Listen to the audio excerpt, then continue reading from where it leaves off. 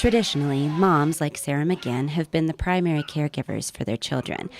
But increasingly, some dads are taking on that role while mom earns a paycheck. According to the most recent census, the number of stay-at-home dads has doubled in the last decade. Brendan McGinn is one of them. When their first son was born, the McGinns realized that Sarah, a future doctor, had a higher earning potential than Brendan, who was working as an engineer. There were two choices. I could stay at home and raise my kids and be around them, or I could work and have my paycheck go to childcare and have somebody else raise my kids. And I think the choice was pretty obvious to my wife and I that this is what we wanted to do. Even though that choice is becoming more common, dads like Brendan are still very much in the minority. Census data reveal that less than 1% of married couples have dad taking primary responsibility for the kids. And that can leave stay-at-home dads feeling alone at times. At first, it was wonderful. And I was so excited to be at home with my son and be able to play with him all day long and take long naps and just enjoy him.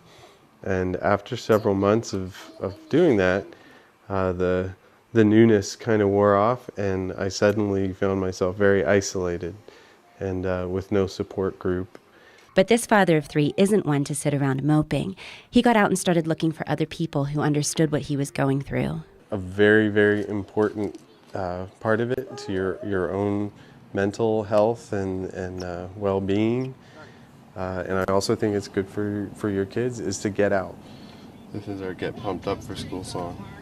Force yourself to go out and seek out the groups that are supportive of both stay-at-home dads and stay-at-home moms, and find some community base where you can have that adult interaction.